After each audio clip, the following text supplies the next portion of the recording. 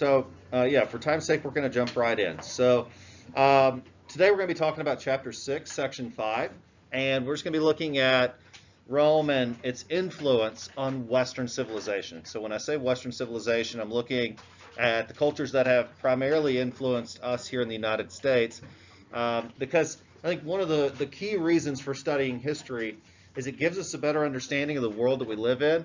It gives us a better understanding of who we are and how we're a part of a larger community. And so as we learn more about people and the different ways that people live, then it gives us a greater appreciation for different people and different ways of life. And even as we learn about cultures like Rome that have had such a great influence on us, it gives us a better understanding of who we are and the country and the culture that we are a part of, and a better appreciation and better concern and care for that. So anyway, Rome, the roots of Western civilization. So we're going to go through a few of the things that we use and that we do today that are thanks to these guys.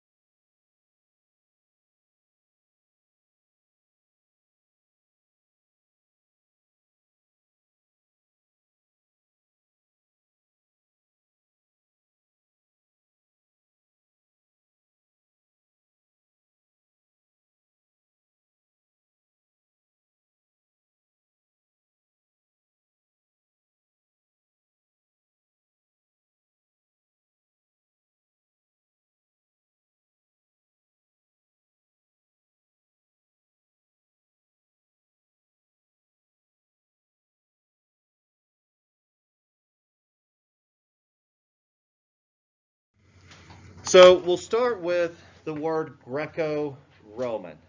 And this is just referring to the blending of Greek culture with Roman culture.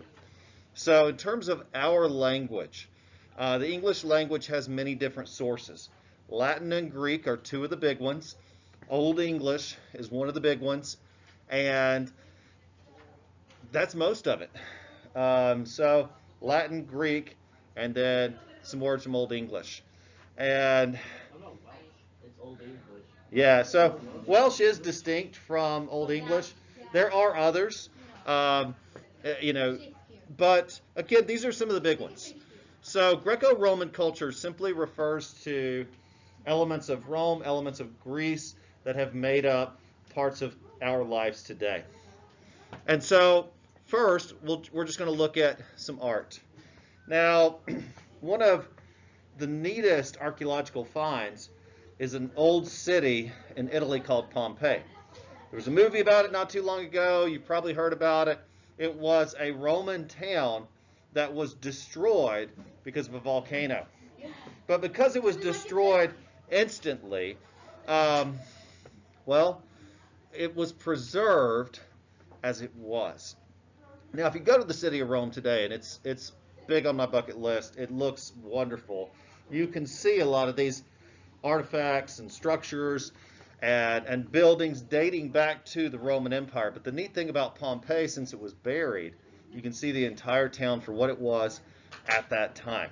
And within the town, as it's been dug up, we have found paintings, we found mosaics, we found sculptures, we've even found pottery, and yes, people even that were buried and turned to dust. So, did you have a question? Yeah. Yeah, so yeah, some people were buried in the ash, and that ironically preserved or mummified them. So anyway, some neat stuff has been found there. And so here's one example of a Roman style of art. So this is called a detail. Like if you zoom out, it's a huge stone block. And each of these are individual carvings into one stone block telling a story. And so this is just the base of a column. So think of like, pillars like that, and then individual carvings within that. So it's really neat. This is an example of a fresco, which is just a Roman style of art. Simply just a detail of water pot and fruit. So this was found also in Italy.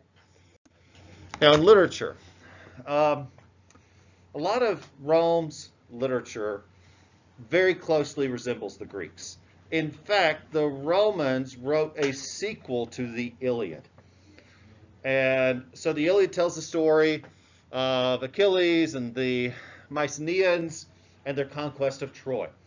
And then the Odyssey tells a sequel from the Greek perspective of Odysseus, the king of Ithaca, and his 20-year-long journey to get home.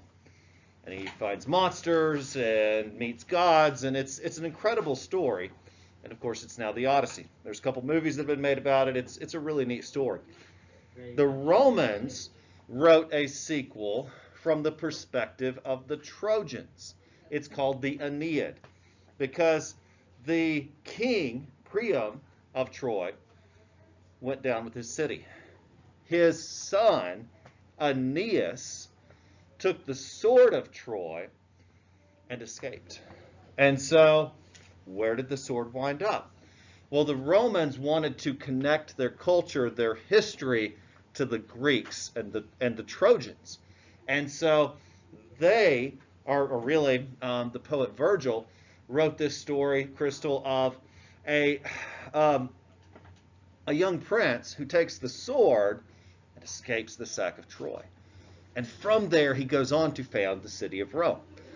And there's all these mythologies and all these stories that really develop a myth that is Rome. For example, there's another myth that the first emperor, his name was Romulus, that he was a descendant of the gods, raised by a wolf, and then went on to become the first king of Rome. Now, the Romans also have an excellent tradition when it comes to history. So the first historian, we really got to give credit to Thucydides.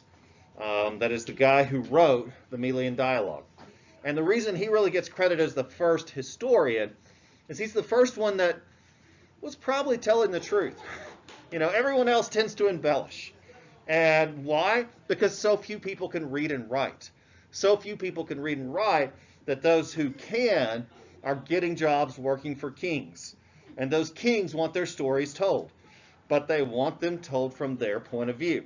And so no one's going to write bad things about the king when they're being paid to write good things about the king. Thucydides was different. He wrote lots of bad things about Athens in his book. Yes, ma'am. Sometimes.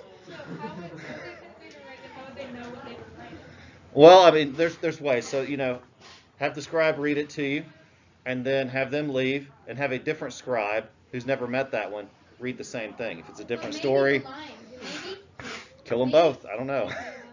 Yeah. Yeah. So anyway, Thucydides gets credit because he told a balanced story. making him a good historian, because not everything is from one person's point of view. The Romans had a number of credible historians too. The most famous of these was a man named Tacitus. And Tacitus is also credited with writing actually accurate histories. And his two most famous are called the Annals and the Histories, which provide a comprehensive work looking at the rise and fall of the Roman Empire. So if ever you want to study this stuff in more detail, those are your primary sources. Senators? Rome greets her new emperor. Your loyal subjects bid you welcome, Highness. Thank you, Falco. And for the loyal subjects, I trust they weren't too expensive. Caesar. Gracchus. All Rome rejoices in your return, Caesar. There are many matters that require your attention. To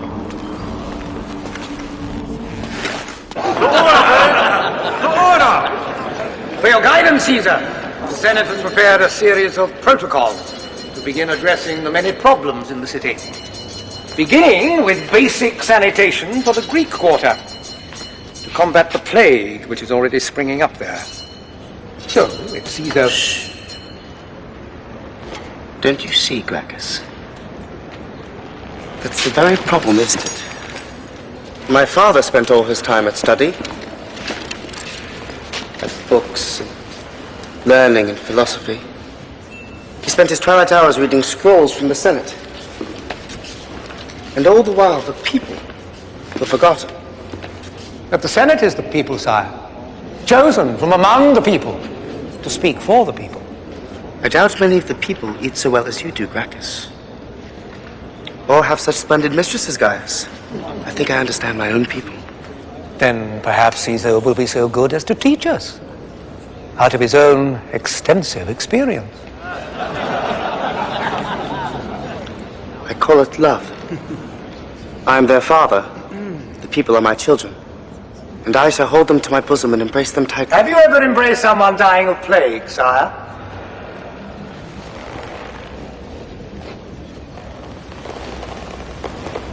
No. But if you interrupt me again, I assure you that you shall. Senator, my brother is very tired. Leave your... All right, so I wanted to show you that clip to just give you an example of Rome and its declines. So that was the son of Marcus Aurelius, considered the son of the last good emperor. And so that was Commodus, the one who would go on to fight in the Colosseum and fight other gladiators. He was nuts, but you can see just in that conversation a decline in a republican style of government, and how the Caesar is asserting his dominance over the democratically elected lawmaking body. So anyway, they were also referencing Marcus Aurelius, who was a prolific writer, in addition to being one of the last good leaders of Rome. So when we're thinking of cultural legacies, language is one of the key elements of why Rome is worth talking about, because so many of our words come from these folks, and language and culture are intertwined. And so Latin has developed into French, Spanish, Portuguese, Italian, Romanian, and then more than half of the words in the English language come directly from Latin. So they've influenced many different languages. So the next piece I wanted to talk about in terms of why these guys are such a big deal is their architecture, the structures they created. Again, the Old English called it intaye work, meaning the work of giants, because these structures and how they were built is simply incredible. Like, concrete was such an effective building material that they could make structures that were taller than any other hitherto, unless they were built from blocks of solid stone. So unless you're the Egyptians, the Romans have got it going on. One of their most incredible inventions was running water. The city of Rome had running water. They had faucets, they had baths, they had indoor plumbing, mostly among the wealthy. However, they had public fountains. They had public bathing houses. They had places where people could access fresh water that came directly from the mountains. Now, how did they do that without electricity? Through the use of gravity. They would have these aqueducts, these pipes, effectively, that were carrying water all the way from the mountains, and the gravity from that downhill trajectory was enough to provide pressure for indoor plumbing. These things are still in working order today in many cases. I mean, it's incredible what these folks did. The use of the arch. So the arch is a natural supporting shape that each block has part of the load and that you can build on top of an arch. And so it serves as a natural load-bearing structural shape. They're the first to develop this in construction. Of course, they built the first major Colosseum. This thing could hold up to 50,000 people. Now, granted, we have bigger Colosseums today. So Neyland Stadium in Knoxville, Tennessee, can hold up to 110,000. So, sure, we've built bigger structures, but this was 2,000 years ago. Now, this Colosseum has some things that even our modern Colosseums do not. For example, this one could be filled with water. They would stage naval battles. They would bring in animals from all over the world, and of course make people fight them. They not only had violent contests, but they had sporting matches there. It had an awning that could be stretched over to give people shade from the sun or from the weather. There were cages that could be lifted up onto the main floor. So, put a tiger or put a lion into a cage, and then it could be raised up at a dramatic moment in a fight. Introducing the lion, and it's just incredible. Now, it is still standing, and at the top right there, you can see what it looks like today.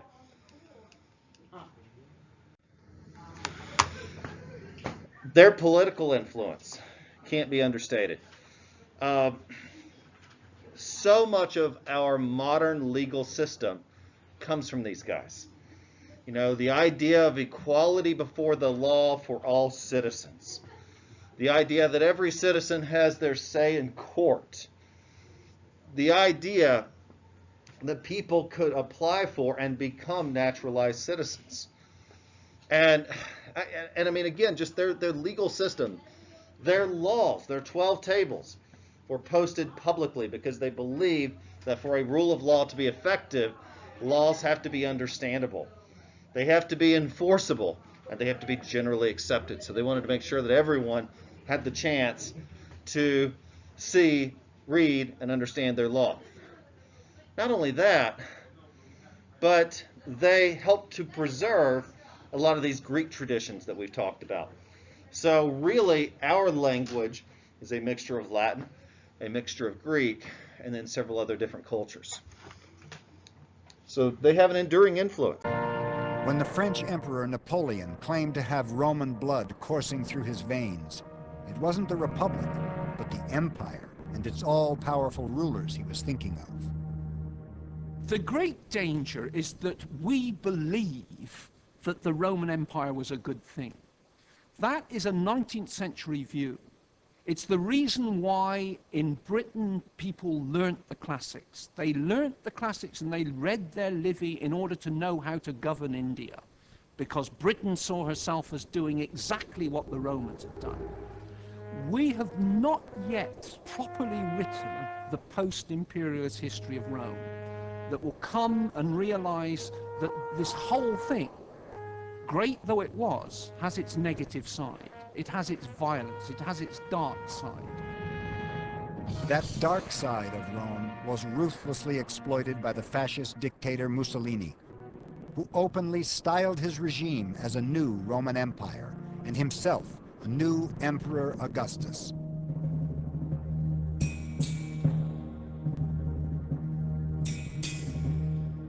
For both good and bad, the whole Western world has grown up in Rome's towering shadow. Nurtured on its stories, imitating its heroes, always trying to learn the lessons of its republic, its empire, and its fall. Rome, ruthless in its lust for power, insatiable in its ambition, revolutionary in its political ideals. Its soaring spirit has never died. Rome's power and glory have branded themselves on the Western imagination forever.